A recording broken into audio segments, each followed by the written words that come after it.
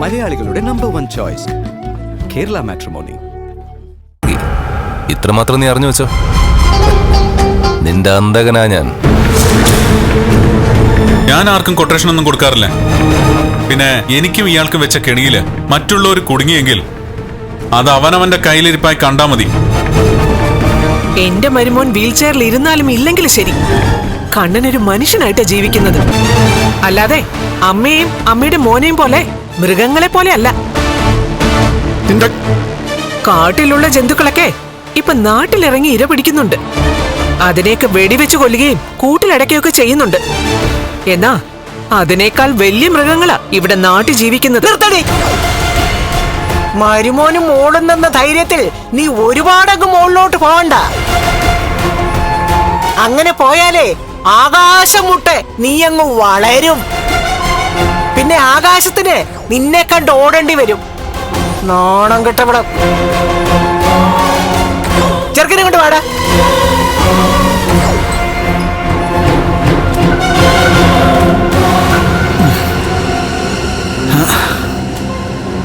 സാറേ, ഇനി അങ്ങോട്ട് കേറില്ല. അയ്യോ, ഇനിയിപ്പൊ എന്ത് ചെയ്യും? നീ എങ്ങനെ നിൽക്കാതെ വന്ന് പിടിക്കടി എന്റെ കൊച്ചിനെ. നീ എന്നെ എങ്ങനെയെങ്കിലും എടുത്ത് കേട്ടടാ. എടി ഭയങ്കരേ, ഒട്ടും വയ്യ അതല്ലേ. സാറേ എഴുന്നേക്ക് സാറേ. ഈ കയ്യെ പിടിക്കരുത്. പതുക്കെ പതുക്കെ. എന്റെ മക്കൾ എഴുന്നേക്ക്. എന്റെ മക്കൾ എഴുന്നേക്ക്. നിൽക്കുന്നുണ്ടല്ലേ? ഇല്ല ഇല്ല ഇല്ല. പതുക്കെ പതുക്കെ. പിടിച്ചോടാ. പതുക്കെ പതുക്കെ.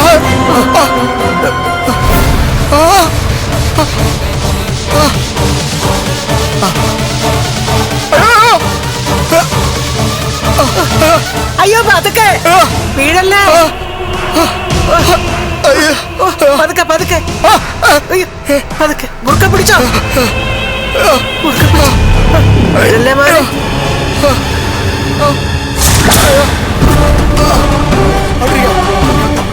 പതുക്കെ പതുക്കെ.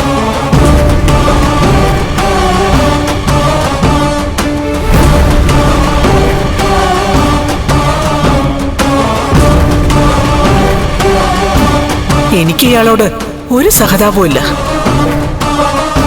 ഇപ്പൊ തന്നെ ഈ വിവരം മോളെ വിളിച്ചറിയിക്കണം.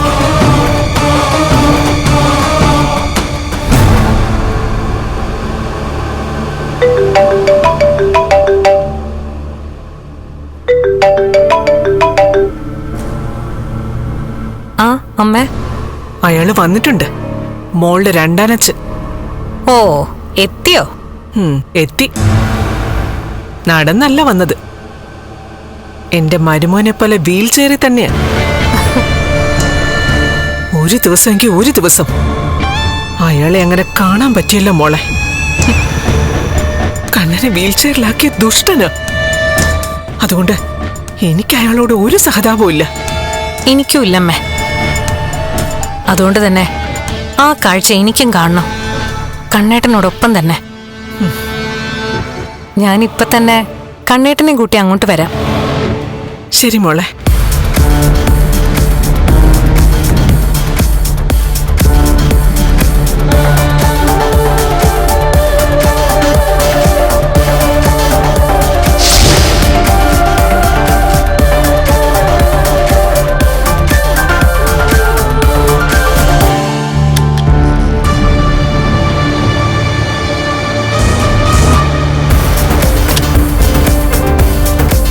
കരുണയുടെ അച്ഛൻ വീട്ടിലെത്തിയിട്ടുണ്ട്.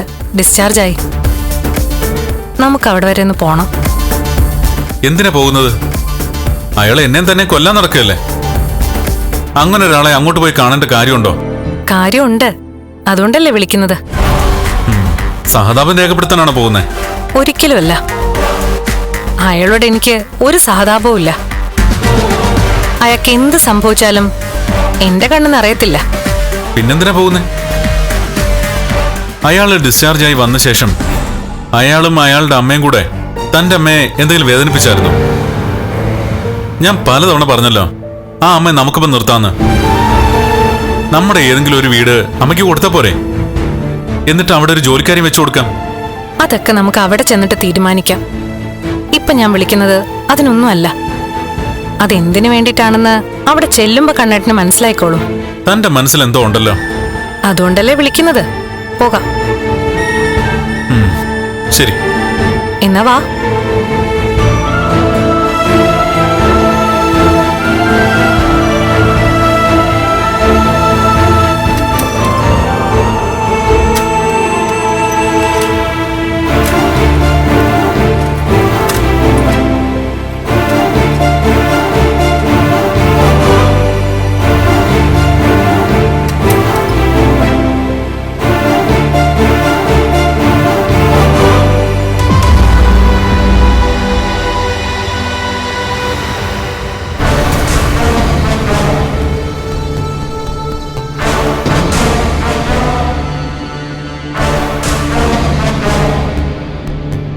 വാ.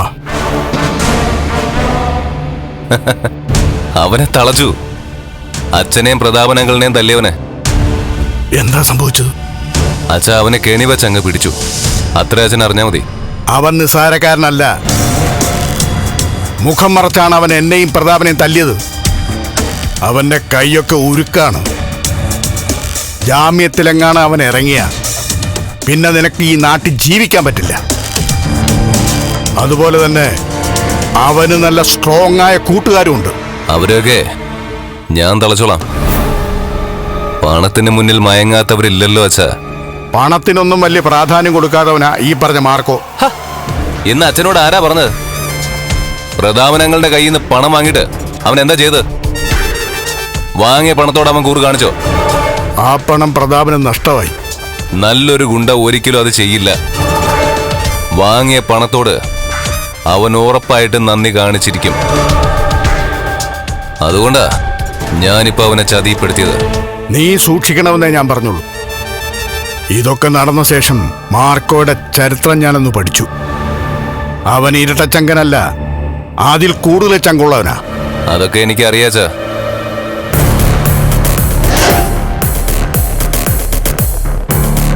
അവനെ കുറിച്ച് ഞാൻ അറിഞ്ഞുകൊണ്ടിരിക്കുക.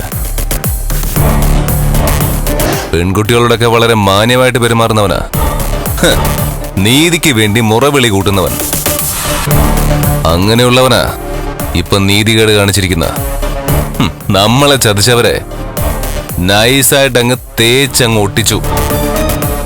കണ്ണനും മഹാലക്ഷ്മിയും ഒക്കെ ഈ സംഭവം അറിഞ്ഞായിരുന്നു. അവരൊക്കെ അറിഞ്ഞു വരുന്നതേ ഉണ്ടാവുള്ളൂ ചാ. അവർക്ക് പ്രിയപ്പെട്ടവനാ ഈ പറഞ്ഞ മാർക്കോ ഇപ്പോ. അതുകൊണ്ട് തന്നെ അവനെ രക്ഷിക്കാൻ വേണ്ടി കണ്ണനും മഹാലക്ഷ്മിയും അതുപോലെ തന്നെ അനന്തു ലേഖയൊക്കെ ഉണ്ടല്ലോ. അവരേതറ്റം വരെയും പോകാനുള്ള സാധ്യതയുണ്ട്. അങ്ങനെ പോയാലൊന്നും അവൻ രക്ഷപ്പെടില്ല ചാ. അതുപോലത്തെ ഒരു കുരുക്ക ഞാൻ ഉണ്ടാക്കി വെച്ചിരിക്കുന്ന. ഏതായാലും അവന് ജാമ്യം കിട്ടില്ല. പിന്നെ കോടതി ചെന്നാലും സാക്ഷി മൊഴികളൊക്കെ അവനെതിരായിരിക്കും. എന്നുവെച്ചാ അതുപോലെയാണ് ഞാൻ ദൃക്സാക്ഷികളെ ഉണ്ടാക്കി വെച്ചിരിക്കുന്നത്. അതിന് വളരെ കുറച്ച് പൈസയുടെ ചെലവേ ഉണ്ടായിട്ടുള്ളൂ. അല്ലാതെ ഇവന് വലിച്ചെറിഞ്ഞു കൊടുത്തതുപോലെ വലിയ തുകയൊന്നും കൊടുക്കേണ്ടി വന്നിട്ടില്ല. ഈ കോടതിയും കേസും കഴിഞ്ഞ് അവനെ റിമാൻഡ് ചെയ്ത് കഴിഞ്ഞ പിന്നെ എന്തെങ്കിലും കൂടി അവർക്ക് കൊടുക്കണം. റിമാൻഡിന്റെ കാലാവധി കഴിഞ്ഞാ അവൻ പുറത്തു വരുമോ? സാധ്യതയില്ല. ഒരു 2-3 വർഷമെങ്കിലും അവന് ജയിലിൽ കിടക്കേണ്ടി വരും. അതിനിടയില് ആ കാലാവധിക്കുള്ളില് നമുക്ക് അവനെ ജയിലിൽ വെച്ചങ്ങ് തീർക്കാൻ നോക്കാച്ച. അവിടെയും നമുക്ക് ആൾക്കാരുണ്ട്. ജയിൽ വാർഡന്മാരായിട്ടും ജയിൽ പുള്ളികളുമായിട്ടും ഒക്കെ. എന്തായാലും അവന്റെ ഭാവി ഇതോടെ തീർന്നു. കണ്ണൻ ഇതിന് പ്രതികാരം ചെയ്യാതിരിക്കില്ല. ഇനിയിപ്പൊ ഇതിൽ കൂടുതൽ എന്ത് പ്രതികാരം വെച്ചാ ചെയ്യാനുള്ളത്? എന്നെ ജോലിന്ന് പോലും എടുത്ത് കളഞ്ഞില്ലേ? അച്ഛനും ഉണ്ണിയൊക്കെ ഇപ്പം ആ മഹാലക്ഷ്മിയുടെ ശമ്പളക്കാരാ. അടുത്ത ട്രീറ്റ്മെന്റിന് തോമസ് വൈദ്യന്റെ വീട്ടിലേക്ക് കണ്ണൻ പോകുന്നതിന് മുൻപ് അവന്റെ ശക്തിയായിട്ട് പ്രവർത്തിക്കുന്നവരെ ഒക്കെ നശിപ്പിക്കണം. എങ്കിലേ കണ്ണനെയും മഹാലക്ഷ്മിയും തമ്മിൽ വേർപിരിക്കാൻ നമുക്ക് പറ്റൂ.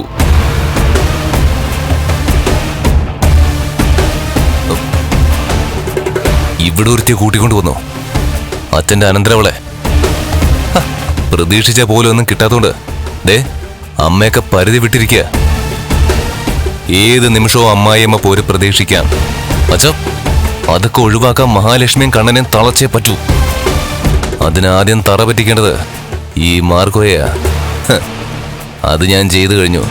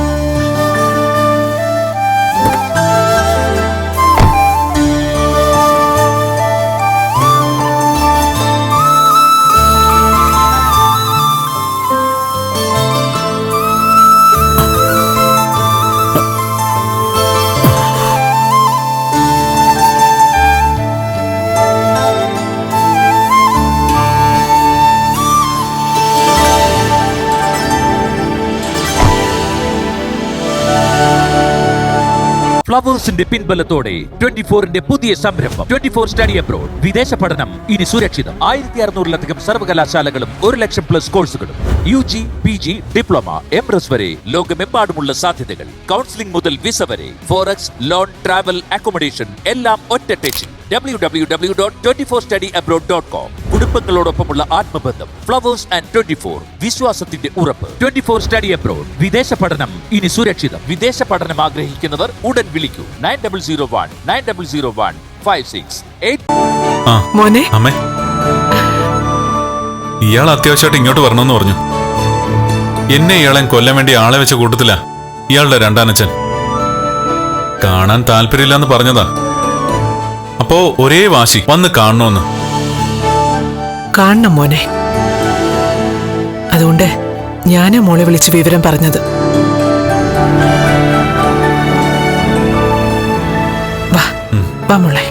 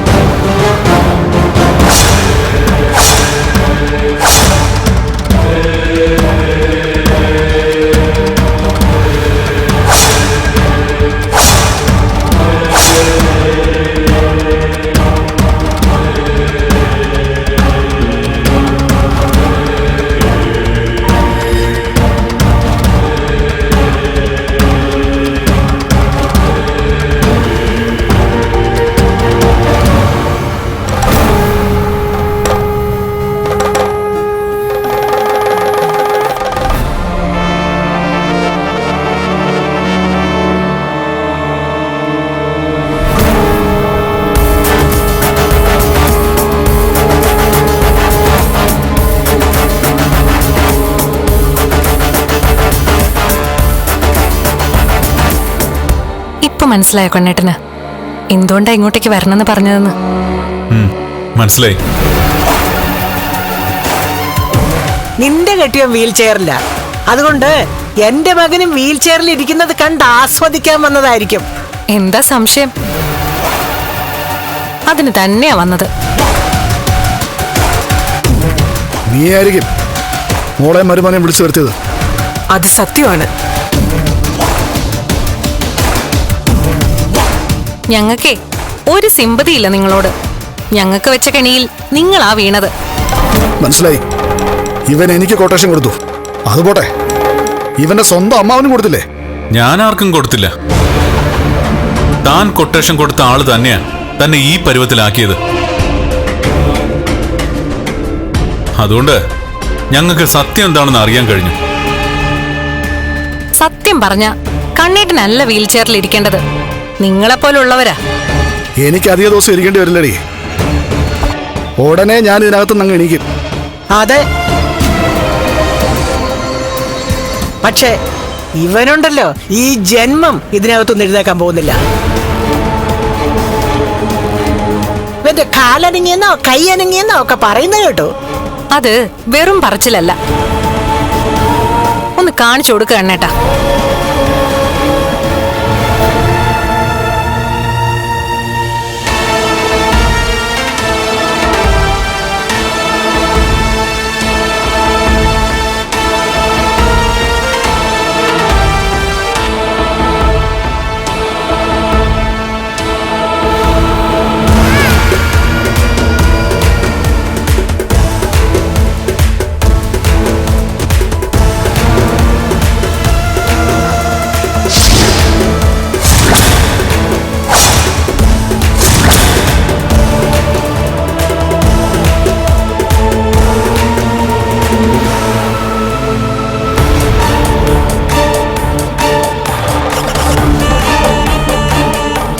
കണ്ടല്ലോ, ഇനി കണ്ടില്ല എന്ന് പറയരുത്.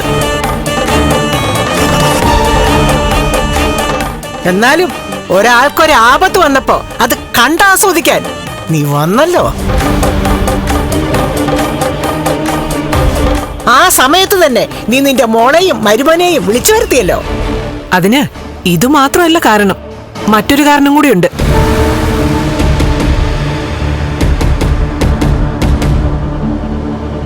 നിങ്ങൾ വീൽ ചെയറിൽ ഇരിക്കുന്നത് കണ്ണും കാണണം. ഉടനെ തന്നെ ചിലപ്പോൾ നിങ്ങൾ എഴുന്നേറ്റ് നടക്കുമായിരിക്കും. പക്ഷേ ഒരു ദിവസമെങ്കിൽ ഒരു ദിവസം വീൽ ചെയറിലിരിക്കുന്ന നിങ്ങളെ കണ്ണും കാണണമെന്നുള്ളത് എന്റെ ഏറ്റവും വലിയ ആഗ്രഹമായിരുന്നു. എന്റെയും. കണ്ണേട്ടനെ പോലെ സ്നേഹവും നന്മയുള്ള ഒരാളെ ഇനി ദ്രോഹിച്ച നിങ്ങളെ ദൈവം ശിക്ഷിക്കും. നിങ്ങൾ വാ മക്കളെ. കണ്ണ,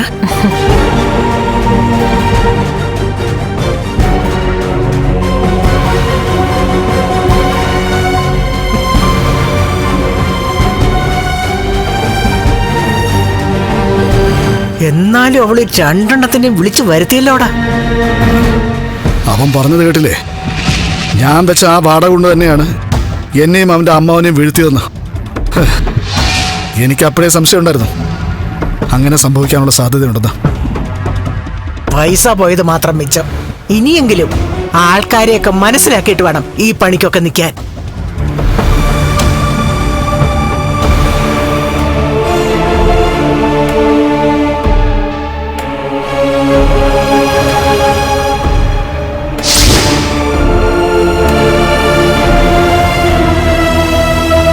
കരുണയുടെ അച്ഛൻ ഒരു ദുഷ്ടനാ.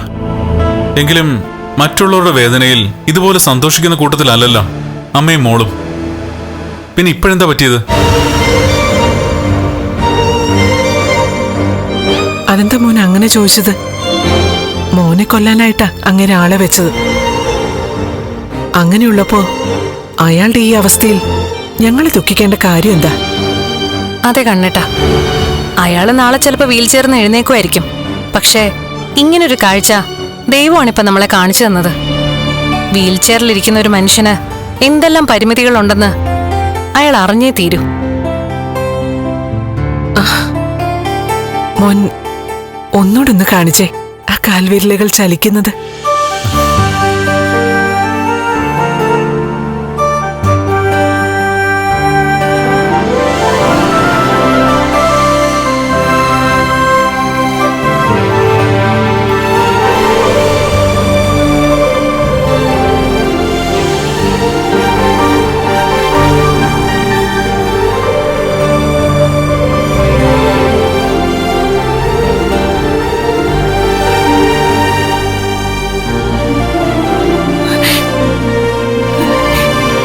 ഇനി ഇടതുകാലം ചലിക്കാൻ തുടങ്ങും മോനെ. അതിനുശേഷം മോൻ എഴുന്നേറ്റ് നടക്കും. അങ്ങനെ തന്നെ ഇയാളും പറയുന്നത്. പക്ഷേ അത് ഉടനെയൊന്നും ഉണ്ടാവും തോന്നില്ല. അങ്ങനെയൊന്നും പറയണ്ട മോനെ. മോൾ അമ്പലത്തിൽ വെച്ച് മിക്കപ്പോഴും ഒരു അമ്മയെ കാണാറുണ്ടെന്ന് പറഞ്ഞില്ലേ? ആ അമ്മ വിധി എഴുതി കഴിഞ്ഞു. മോൾക്ക് കുഞ്ഞുങ്ങൾ ജനിക്കുമെന്ന്. അങ്ങനെയൊക്കെ പറയുന്നത് ഇതൊക്കെ മുന്നിൽ കണ്ടിട്ടാവണം.